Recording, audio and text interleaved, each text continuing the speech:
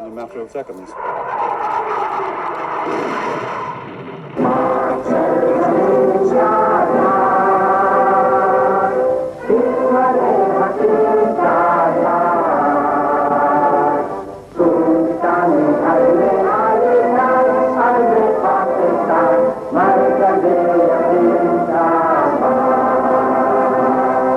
After years of colonial rule and bloody uprisings, the partition of India in 1947 led to the creation of Pakistan, a country divided into two geographically and culturally distinct regions: West Pakistan, present-day Pakistan, and East Pakistan, now Bangladesh.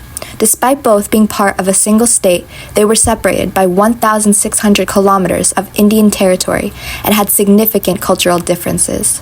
West Pakistani authorities viewed the Bengali population of the East as ethnically and religiously inferior, often citing their language, dress, and traditions as being influenced by Hindu culture. West Pakistan controlled the government, military, and economy, while East Pakistan, despite making up the majority of the Pakistani population, was denied equal representation and resources.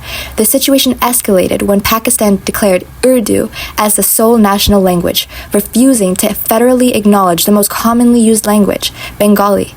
This resulted in mass Bengali resistance. In 1970, Pakistan held national elections, with Awami League Party leader Sheikh Mujibur Rahman winning the majority of the election in both East and West Pakistan, and he was set to become Prime Minister of the country. However, dictator leader Yahya Khan refused to accept the results, and Rahman declared East Pakistan an independent republic.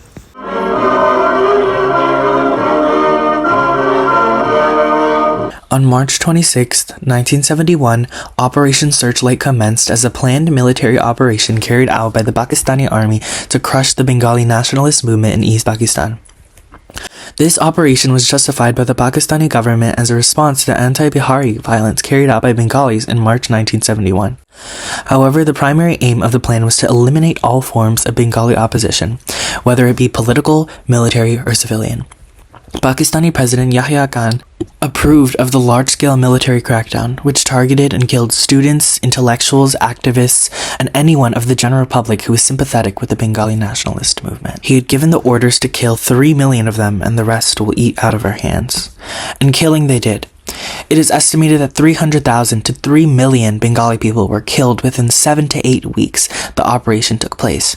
Between 200,000 and 400,000 Bengali women were subjected to genocidal rape, with many being kept in rape camps and forced to endure systematic torture and forced pregnancies. My grandmother was one of the many Bengali women taken captive during Operation Searchlight. At the time, she was a mother of 2 children, a 1-year-old and a 3-month-old. ওই সাদিকের ভুট্টার রুটি একটু একটু খাইয়া সবাই বমি করতেছে আর রক্ত বহে না।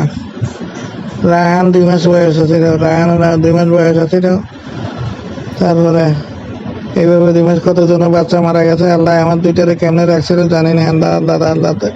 আল্লাহ যেন সেই আমি জানি না এটা আল্লাহ কেমনে রাখছিল। আর রায়হানের দুধ খাওয়াইতাম 2 মাসের, দেখি দুধ রক্ত দেয়, আমার দুধ রক্ত দেয়। আমি বুঝতে পারতেছি না তাদের রায়হান দুধ খাওয়ার পরে সাথে তার মুখ লাল হয়ে গেছে, সুন্দর আছিল তো। তারপরে মুখ দুধে লাল হয়ে গেছে, তখন দেখি আমার ফোটা ফোটা আমার দুধে রক্ত পড়ে। আল্লাহ রে, এই দিন আর কি আর আসবে, এই দিন আবার আল্লাহ আবার দেখাবে নাকি জানি না। এই 26 মাস আমাদের জন্য কে আমাদের ছিল দুনিয়াতে, এখনো বাঁচিয়ে আছে। কতজন গেছে করার মতো না। This wasn't just the story of my grandmother. This was the experience of millions of other Bengali people at the hands of the Pakistani militia. Pakistani military and allied militias such as the Razakars, Al-Badr, and Al-Shams engaged in mass executions, burning villages and targeting the Hindu population with particular brutality. The Pakistani forces used rape as a weapon of war, systematically abducting women and subjecting them to horrific sexual violence, often with the intent of forced impregnation to alter the Bengali ethnic identity. The genocide was marked by calculated and systematic attacks on intellectuals and cultural leaders. The infamous Operation Intellectual Killing in December 1971 saw the abduction and murder of doctors, professors, journalists, and engineers in an attempt to cripple the future leadership of Bangladesh. This mass killing occurred just days before the Pakistani surrender, as an effort to leave Bangladesh without its intellectual elite. The atrocities led to one of the largest refugee crises in modern history, with an estimated 10 million Bengalis fleeing to India to survive and escape the violence. Millions more were internally displaced, struggling to survive as their homes were destroyed and their communities were wiped out. Here, I interviewed some people who struggled to survive as well, people who witnessed and experienced atrocities firsthand. Okay, at that time I was 16 years old. I was staying with my family home in Kumilla.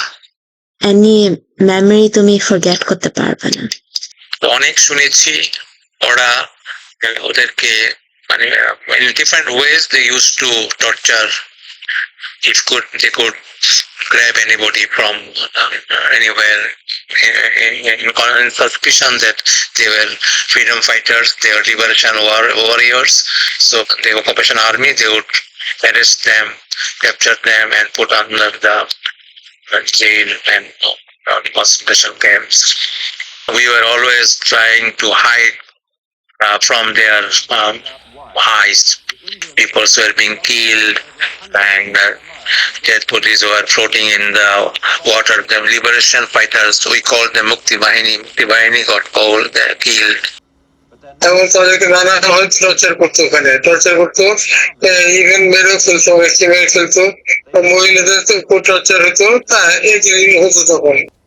These were people who saw, smelt, and heard death in the people closest to them, people who lived through change. In response to the humanitarian catastrophe and the escalating war, India intervened militarily in December 1971. The Indo-Pakistani War of 1971 lasted only 13 days and resulted in the surrender of Pakistani forces on December 16, 1971, marking the creation of the independent nation of Bangladesh.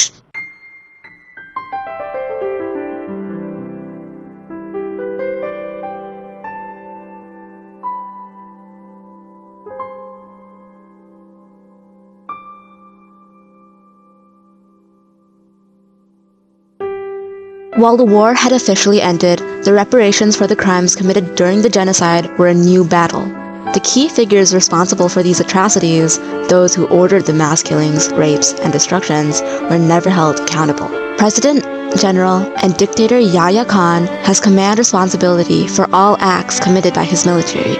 Yet, he has never stood trial for any of these actions. When Pakistan surrendered, Yahya resigned but was only under house surveillance. Yahya Khan died without ever standing trial for his atrocities once. But it wasn't just him. Tika Khan, called the Butcher of Bengal, carried out Operation Searchlight and the atrocities that came with it. Under his command, Bengalis were imprisoned systematically as prisoners of war and were forced to live in horrible conditions without food. Women were raped in these prisons. Children were raped in these prisons. Yahya Khan's orders were to mass impregnate Bengali women and girls that had blood from the West. This is clear evidence of intent to cause serious mental harm to specifically the women and girls who were ethnically West Bengali. If this were to happen today, Yahya Khan, Tika Khan, and other higher-ups should have been charged with genocide and crimes against humanity. Yet, in reality, they were never even so much as imprisoned. There were some attempts, however, at justice. Decades later, Ghulam Azam, the former leader of Jamaat-e-Islami, which was Bangladesh's largest Islamist party, was sentenced to 90 years for crimes against humanity on July 15, 2013. During the genocide, he created pro-Pakistan Bengali militias that carried out murders and rapes. Azam was deported and lived in exile in Pakistan. Regarding the ICC genocide statute, Pakistan has shown intent through methodical planning to destroy a specific part of the Bengali population, which is considered a protected group. Pakistani forces had shown acts furthering this extermination, which is evident in the mass incarceration jails, mass executions, and mass rapes, all against the Bengalis in East Pakistan. Yet, faced with such evidence, many UN-recognized countries rejected any allegations of genocide in Bangladesh. It has only been 53 years since the official end of the Bangladesh genocide, with the effects still being extremely present in modern-day Bangladesh. Even now, over 5 decades later, the fight for recognition continues.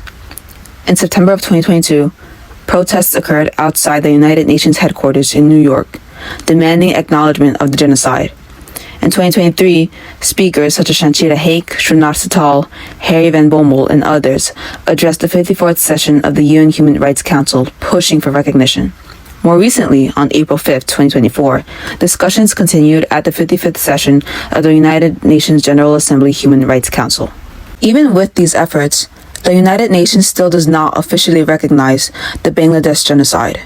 This can be explained by the multiple factors that prevented the formal recognition of the Bangladesh genocide.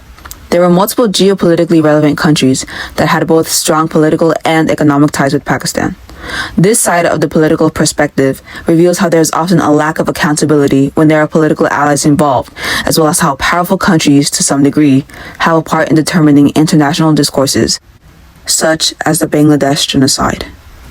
Ultimately, the wounds of 1971 remain deep in Bangladesh's national consciousness, with ongoing efforts to remember and seek justice for the victims of one of the most brutal genocides of the 20th century. তোমায় ভালোবাসি